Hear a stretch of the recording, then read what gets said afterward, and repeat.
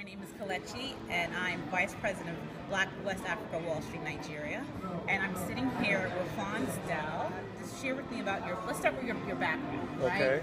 Tell me a little bit about, where you grew up, Okay. what interests you, where your parents are from, how Okay. did you get interested in business? Okay, all right. That's a great start. Born in Jamaica, Okay. sunny Jamaica, where everybody travels to, in Kingston, and immigrated here with my family, with a small segment of my family, so to speak, and came here when I was like 6. And yes, I'm going to tell my age a little bit. So, but I got here at the age of 6 and turning 34 this August, coming in 2015, August 2015. So that's pretty much how long I've been here in the country. But grew up in Jamaica for just a short period of time, but came here with my family. Obviously, this is the land of opportunity. Why so many other cultures, so many other ethnic backgrounds actually migrate and immigrate here to take advantage of opportunity and going to school and doing all of that. But I remember at the tender age of 4 or 5, because we all have what's called total recall in our minds. So I remember having just some small experiences of my grandfather owning a very successful restaurant in Jamaica, Kalechi. So the entrepreneurship process and journey and just that whole insight, just that entire world was beginning to be woven into the fabric of my life. So though he passed when I was 7, I didn't have an entirely long time of actually being around him and learning the ins and outs, but I remember seeing him being happy. Okay. Right, I remember him having a whole lot of money. And he was always one that was giving money away to worthy causes and helping less fortunate people out and giving food away. So these different dynamics, I was exposed to all of that, and it always stuck with me. Okay, so now being here in the United States and going through school, I saw my mom and dad work extremely hard. They kept me in private school because they felt that was the best environment for me to be able to evolve and grow and reach my full potential as they thought. So, but I saw them work extremely hard and not get the opportunity to experience their marriage because mom and dad were working in separate directions. Intense hours based on my mom working in the medical field and my dad in the accounting field. So, started high school. And obviously, if you're into sports, when you get to high school, okay, you really want to go the extra mile. And so now I began competing.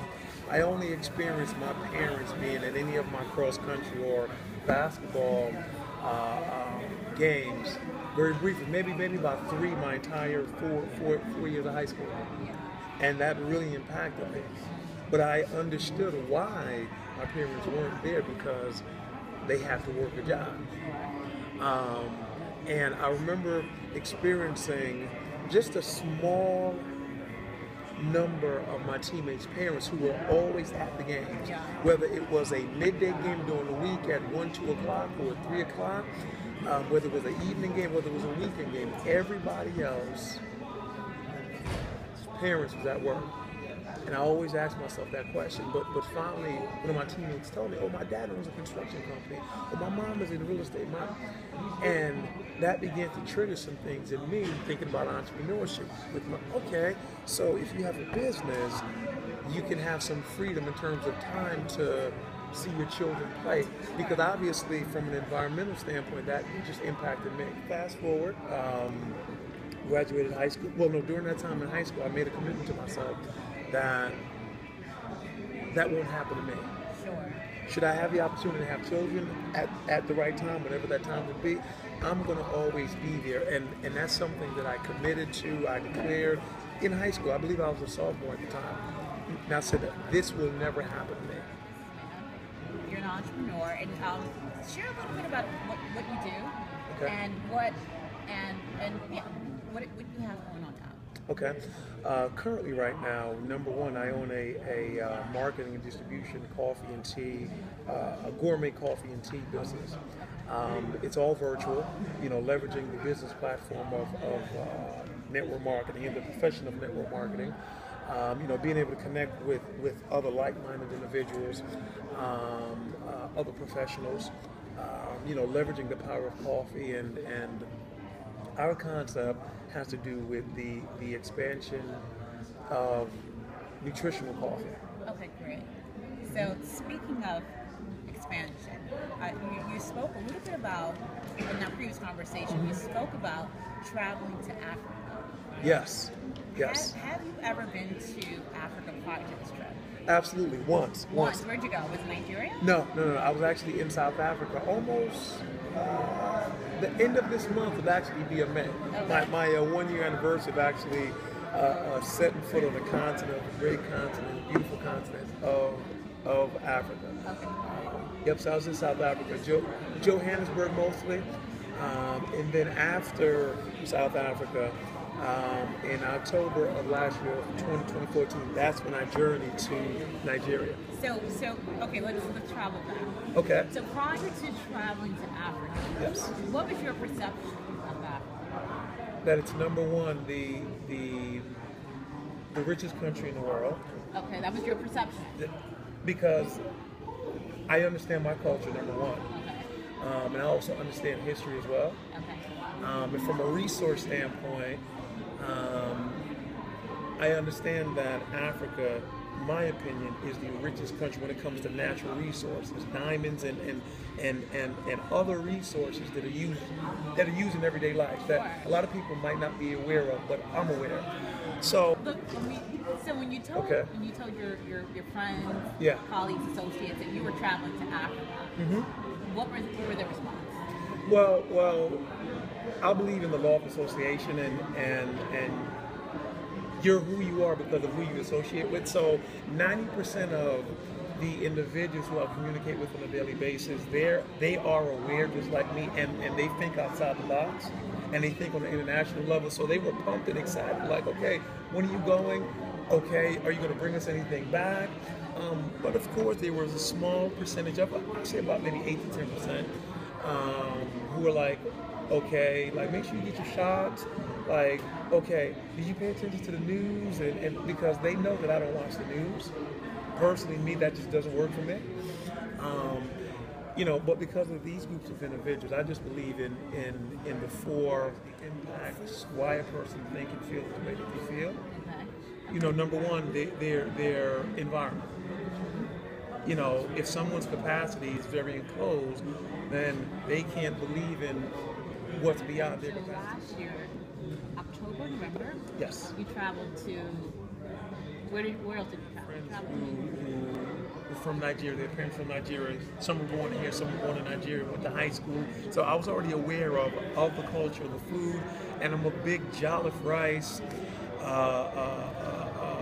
okra soup, and I'm from Jamaica, so the cuisines are not too much different culturally. So it was normal for me.